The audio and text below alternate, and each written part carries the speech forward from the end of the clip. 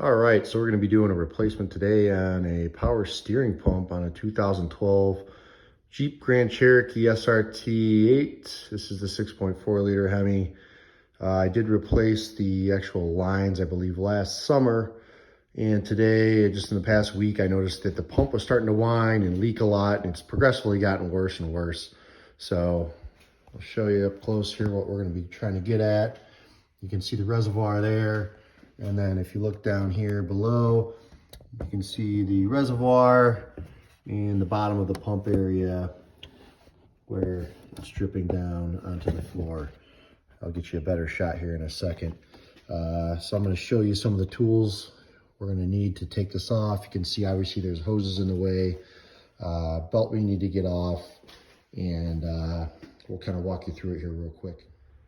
All right, so let's start sizing this thing up. Again, this is a 2012 Jeep Grand Cherokee SRT8, so it's got the V8. It's probably very similar to some of the components on the other V8s. The V6s are probably a little bit different.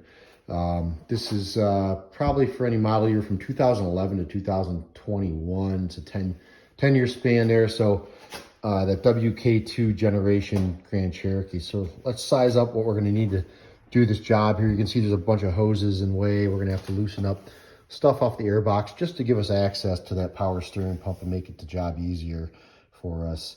Let me show you some of the tools you're going to need real quick here.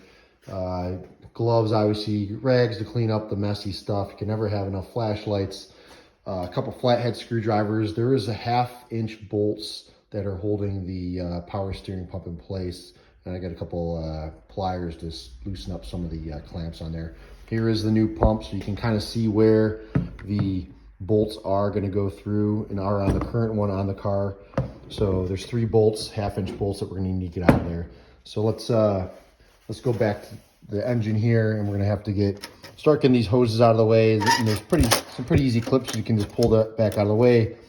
You can see there's a serpentine belt that's got to come off, and there's the belt tensioner right there. So that's a 3/8 drive. You can see the little hole. You can put it down in here. And when I get my wrench, I'm going to actually pop it in to that little hole there, and you're going to turn it clockwise to loosen that belt up, and you should be able to start loosening the belt off. So let's get going and we'll show you what happens. So I did get the belt off. There's a 5/8 bolt here that you got to loosen up. I forgot to mention, you loosen that up, and then you can if you need to, 3/8 ratchet fits in down there. And the longer one's going to work better than the shorter one because you can get more leverage. You can get higher without having to get your hand down in there. The belt, just remember to take a picture of the routing of the belt. And it might take a little bit of finagling to get this thing to move. You can see there's a little slot where this thing will start to loosen up. And once you get it, you can kind of start pulling on the belt and jimmy it off the actual pulleys. You can also see I took the hose for the air box to the intake off. Super easy. It's just 2 flathead screws. You loosen those up, and then 1 plug that you push in and you pop it right off. It's right there. All right, now we got a lot of that stuff off. Let me show you the lines that we're going to need to take off the old pump and put onto the new pump. You can see there's a return line and the high pressure line there. I forgot to mention, if a line wrench will help out a lot. It's kind of an open-ended wrench that you can actually get around the actual line and then slide it up onto the actual nut that you're going to need to loosen.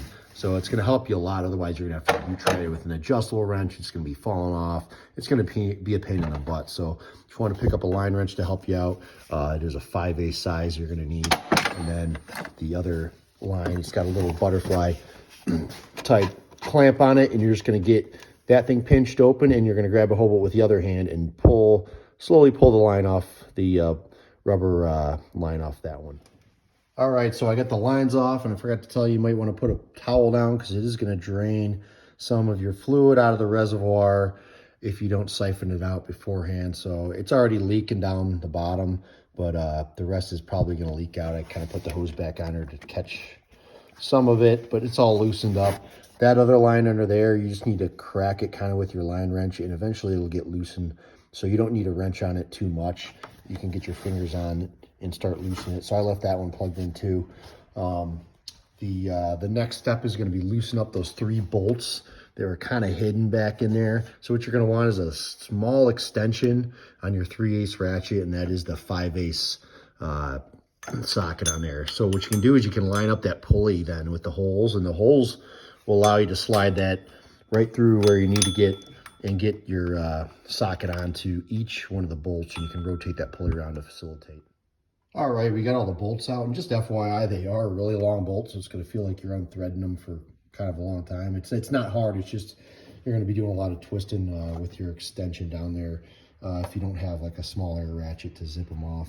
And now this thing's loose, and you can jimmy it around all these cords and pull it out. So it's not a hard project. It's actually one of the easier projects you're going to do on this car. There's plenty of room to do it. And I've done a lot of stuff over the years. I did buy this car new in 2012, and now it's got about 125,000 miles on it. So this is definitely one of the easier projects you're going to be able to handle. All right, so there's the old ones out. There's the bolts for it. The new one's going to go in. There's the box. You can order these parts off Rock Auto or from your local dealer, or whatever's going to be cheapest for you.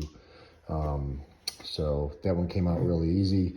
We're going to get this new one into the engine compartment over here, and it should go back in hopefully just as easy as it came out. All right, so you can see we got the new pump on.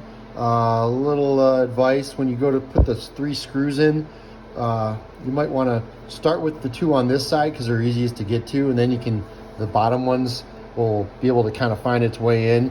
But when you do that, use one hand to kind of support the unit and push it against, and screw each screw in until it's kind of starting to thread. Don't tighten them down until you get all 3 started, but kind of push a little force against it, and it'll hold it in place, and it'll help line everything up.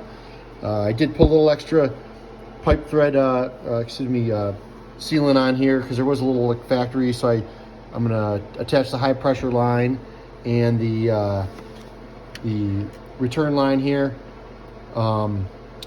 and we should be almost all back together now.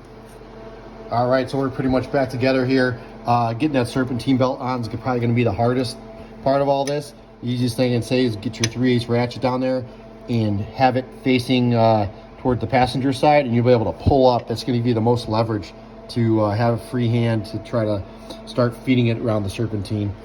And then for this boot for your air box, if you have trouble getting it kind of lined up and back on, you can unclip the sides here and take the cover off, and you'll be able to then align it up, and it'll be much easier to put back in place. And one of the last steps here, obviously, is going to be topping off your fluid, filling your reservoir again, and you can see it's right here. Look for your indicator lines on the bottom there. So we're going to add a little bit of fluid, and then we'll take it outside, we'll start it up, and we'll start turning the steering wheel back and forth to get that fluid into the system. All right, we're back in business. We got the fluid added. You probably need to turn your wheel back and forth probably 20 or 30 times all the way from one side to the other. Then slowly add your fluid back until the whining stops. Thanks, this is one of my first videos. Hope it helped you guys out. And hit the like button, please. Thank you.